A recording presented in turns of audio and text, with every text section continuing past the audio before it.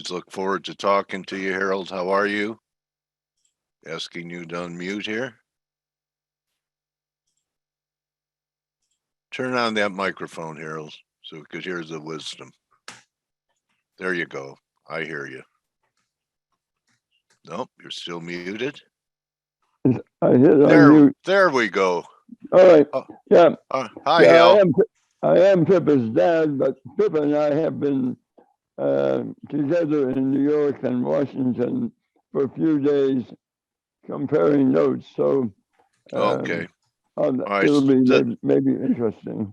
Yeah, I think it is. I mean, I could lead with questions, but why should I? Why don't you tell us what you and Pippa have been talking about? I'm sure that it's what a lot of people are paying attention to, Harold. So go ahead, buddy. Yeah, well, we were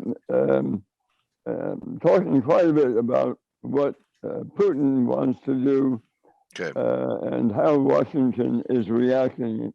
Basically, Washington is in a kind of sleep mode, not really excited about what's happening in Ukraine. There is activity, but the expectation that it's nothing big. However, what Putin is trying to push out through many different channels is that we should expect something big, something unusual, whether it's during the exercises with the Belarus army, or it may be that there will be an attempt to cross not into Ukraine, but rather over to the Suwalki Gap between Lithuania and Poland, which has been a long ambition of Putin. So markets are very calm, not thinking anything big, thinking Ukraine only, but Putin is saying it's not only about Ukraine. I have other interests. So something big may be very disruptive to markets if it happens. Okay. All right. So do you think, I thought it was a very significant moment, and I want to see it through your eyes, Harold, when last week Putin went to Beijing, and you saw both him and Xi standing side by side in the middle of this prior to the Olympics. So what's the signal they're sending? This is the new axis against the U.S., which it has been for a long time anyway. Yeah, well, it's a partnership, but about what? I mean, China is much bigger than Russia, so eventually China has ambition to swallow Russia. So but what it means is that Chinese technology, space technology especially, will be available to Putin. Okay. Now, China is way ahead of Russia and maybe somewhat ahead of the U.S. in terms of space technology, and we're used to thinking about satellites being the primary focus. But if you remember, way back we had this horror story about exploding a weapon at 60 or 80 kilometers above Earth and creating an EMP. Right. China has been researching this for a long time, how to generate an earthbound surge in power without a nuclear explosion. Right. And just shut down, turn the lights out, shuts down the country. Yeah. The big question is if that kind of thing is used, it will be aimed at frying the grid below. So you don't get just a shutdown, you get a permanent shutdown of whatever grid is there. So who can speculate? But China is trying to get a handle on that technology. The U.S. is a little behind, but also thinking about it. But somehow Putin thinks that he has something special and he's going to spring on everybody. So just be aware there may be a shock nobody's thinking about. Yeah, I mean, the markets are complacent about it, at least now. Let me ask you this. A lot of people are thinking that the withdrawal from Afghanistan was kind of a signal for U.S. adversaries that there was weakness there, and this is when they can test President Biden.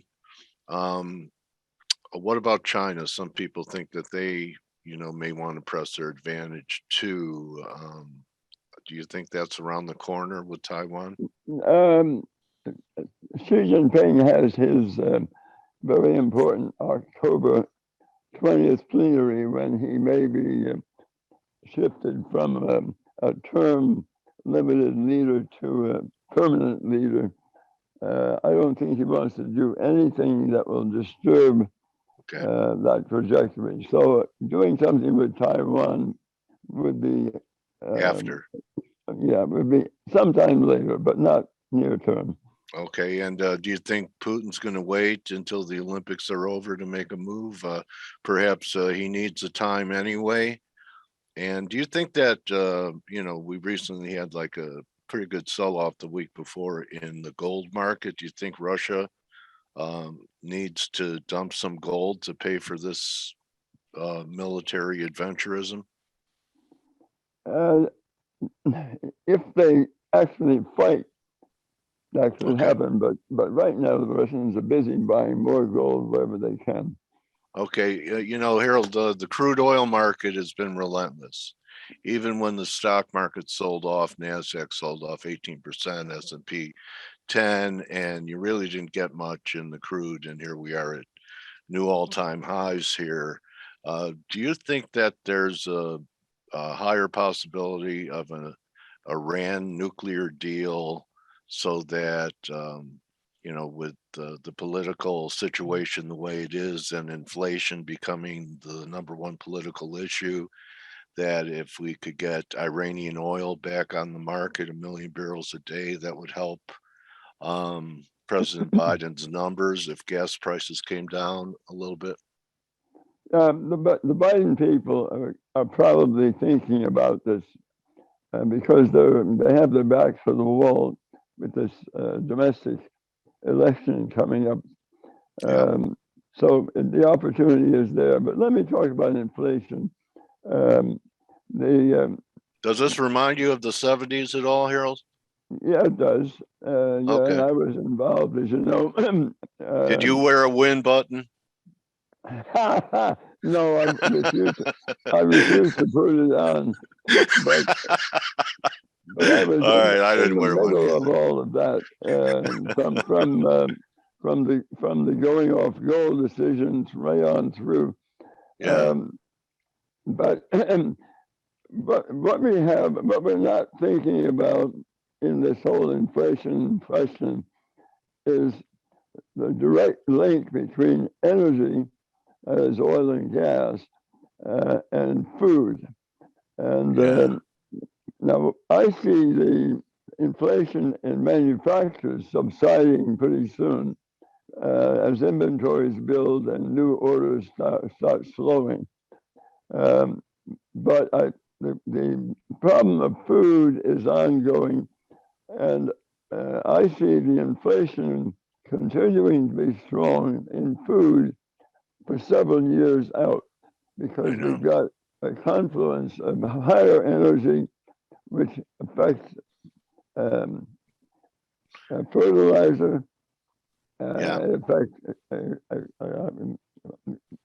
So basically, the Fed could raise rates 10 times. It's not going to affect corn and beans because that's more about weather. Also, the fertilizer issue, we don't have anything. We have to import it. It's gone up 3 times. Harvesting all the way to bringing food to your house is very energy intensive. I mean, everything from running the machines to drying food in order to package it, in order to put it on trucks and trains to deliver it. Yeah. Very high energy use. And that's not going away. And then we have problems of crops. Yeah, we have weather issues. Yeah, and don't ignore this cooling cycle, the solar minimum cycle. Oh, yes, yes. Yeah. I know it's easy to forget because it moves very slowly, but yeah, each year for a few years, the crop year will be shorter in many areas. And that will, for example, that's going to have damage for fruit trees in the west of the U.S. right. So we've got this ongoing food problem with high energy, which is going to crush consumer spending. If you take the U.S., there have been some small wage gains, but between gasoline and food and heat, And housing. all that's going to be eaten away. So we're going to have very weak consumption going forward for the next year or two. So then, with this going on, how far do you think the Fed goes? Are you thinking that a lot of the banks that are saying 6, 7 hikes this year, that they'll be able to really go that course, or will they have to stop and maybe even reverse over the next 6 months or so? Taking into account my political judgment, they'll make the first hike, and then they'll look at a second hike with great care, and there'll be no more hikes after that. Do you think that Powell remembers that statement that hasn't really, really worked during other cycles recently? But there used to be, what, 2 hikes and a stumble? Yeah, I think that's what we can expect. And the economy will be stumbling also. So the outlook. So we could have the worst of both worlds. We could have a recession and weak growth with very high prices for everything. Yep. Oh, okay. So are you stockpiling any peanut butter in your cupboard?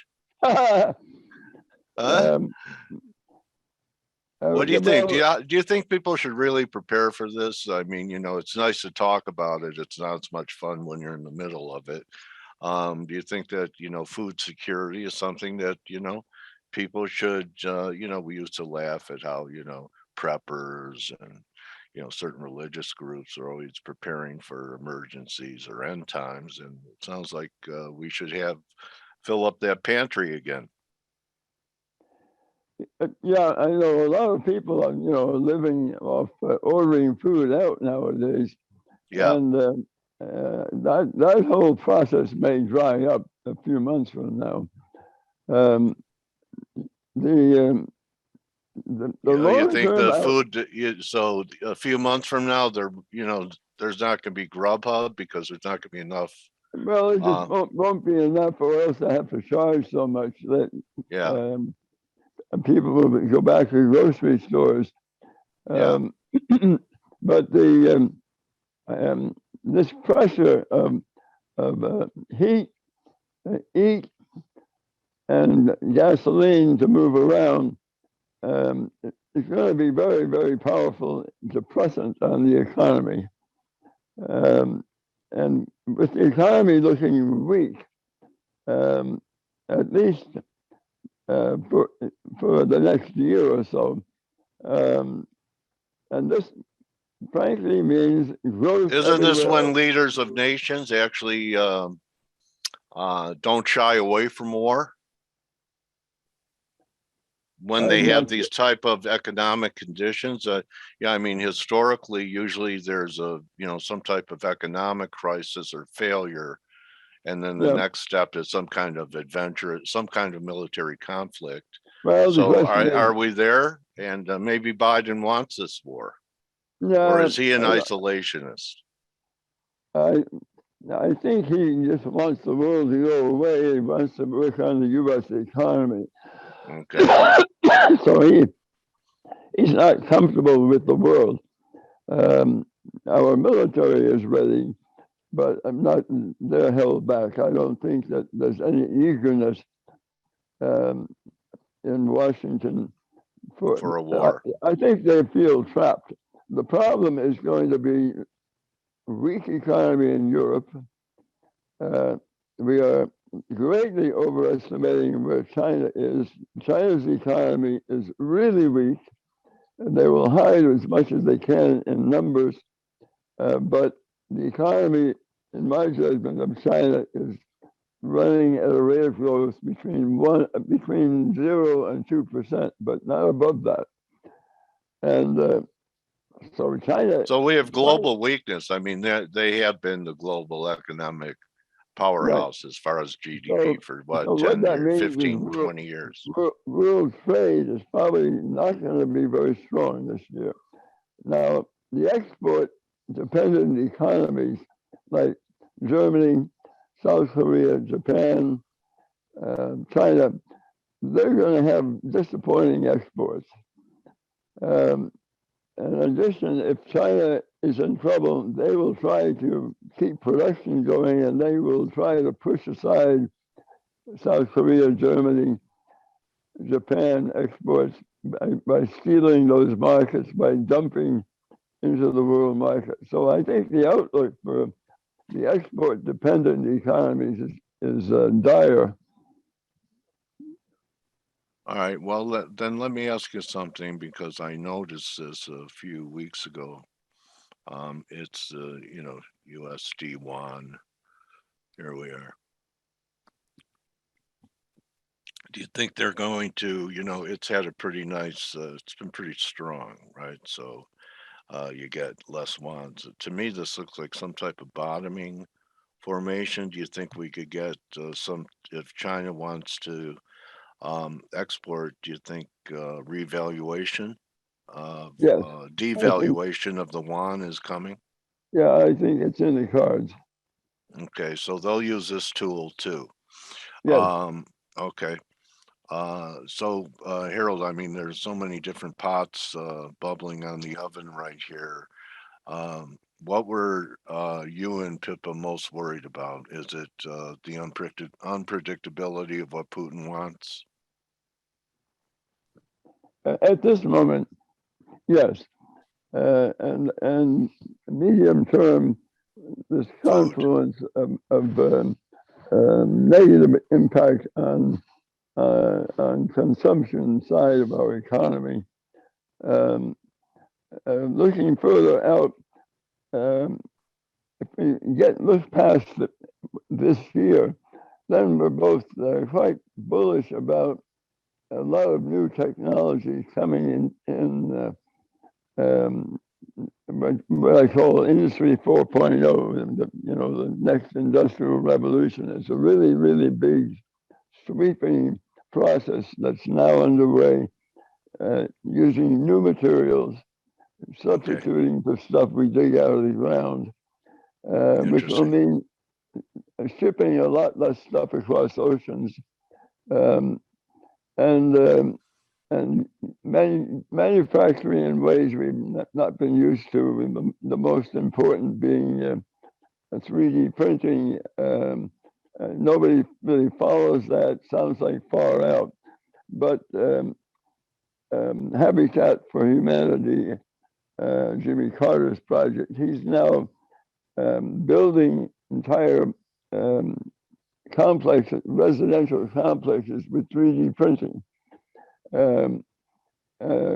It's using new materials. It's not plastic. It's very different. And they build these 3D machines. They're quite high, so you can build a whole wall all at once. The cost is much higher for construction, but the labor cost is reduced to about 5% of a normal residential construction. So the balance is this is a whole new way to go, but you don't have to use all this traditional material. So we're going to see quite a big change, but it's not in this calendar year. It's more pushing out beyond into next year. But many areas for possible investment opportunity in new materials. and new manufacturing technologies, and Okay. in new places. In new places, I think we're going to see some hollowing out in Western Europe, especially in Germany, but with a significant pickup in economic growth in the countries that lie between the Baltic and the Adriatic and Mediterranean, and so-called Three Seas Initiative. I think that area is just set to boom. You mean like Slovakia, Slovenia? Yeah, Romania, Bulgaria. Okay. Yeah, I think that's a really interesting area. So if you're a young man, you might go out there and try and start something out there. No, well, that's where I believe the action is going to be next few years. Interesting. Okay, that's going to be different than anything we've seen before in history. So I just want to leave it with this, Harold, that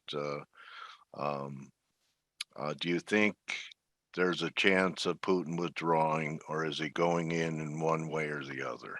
And just a matter of when, not if.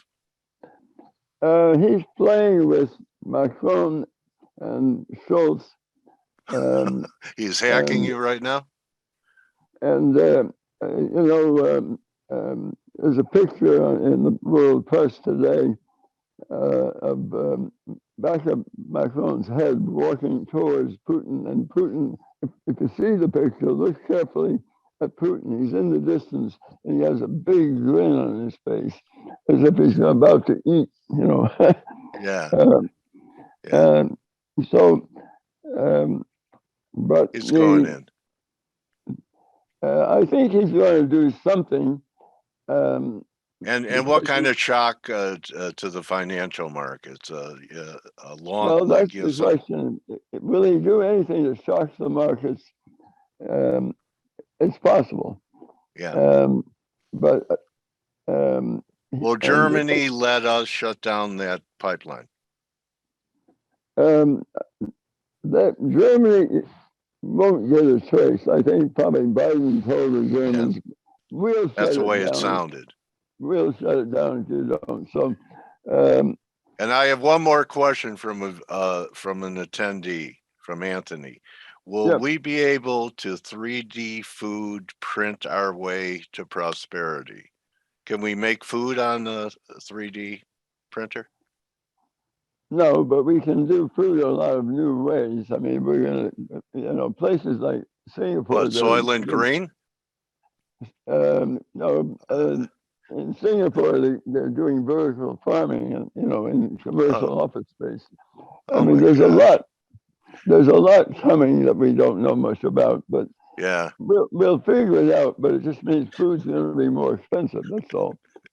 It's gonna be tough to find a T-bone, I have a feeling. Right, Harold? So fascinating again talking to you. Really appreciate it, and always look forward to it, because I can ask you anything and you have a response. And well, I'm sorry that you didn't get Tracy yesterday for the interview. Oh, she'll be here Friday.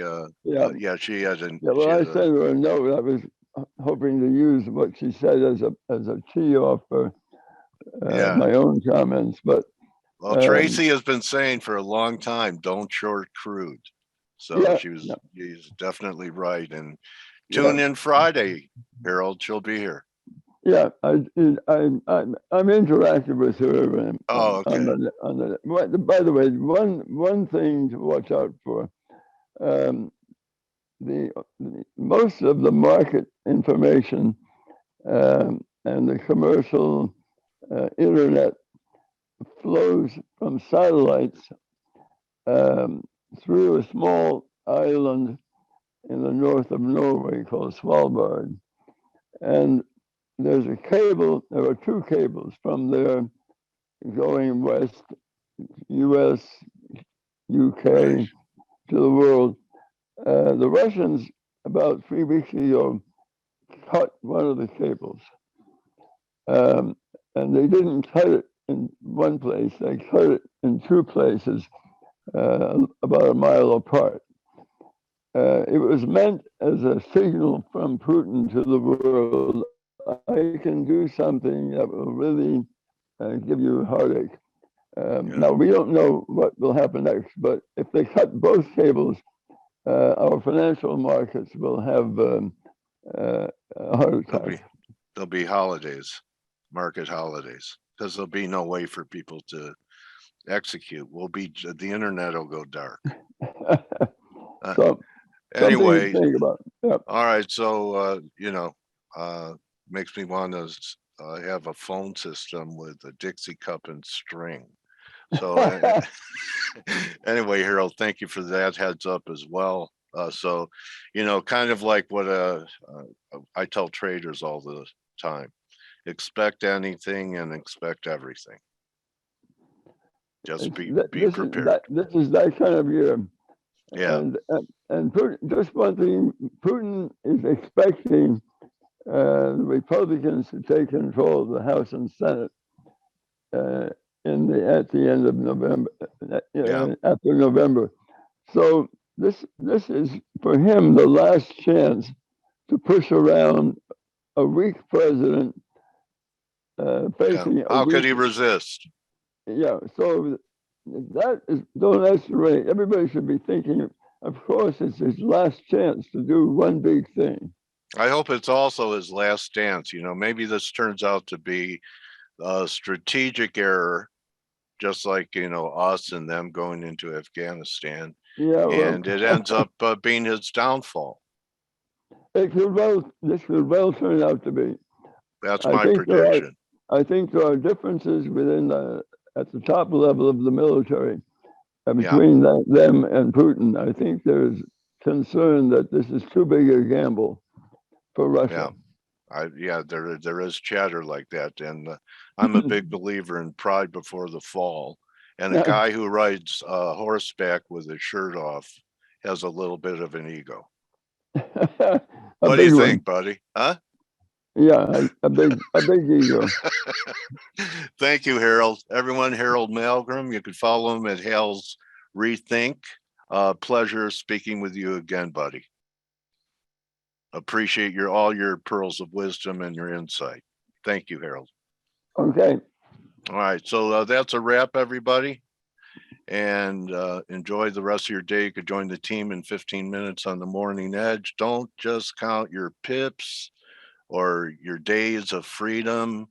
Count your blessings. And I'll see everyone tomorrow. Adios. Hey traders, this is Blake Morrow with ForexAnalytix. Thanks for stopping by our YouTube channel. Don't forget to like these videos, share them, and subscribe to our channel so you don't miss any of the content that we provide here for free. Thanks for stopping by. I'll see you in the next video.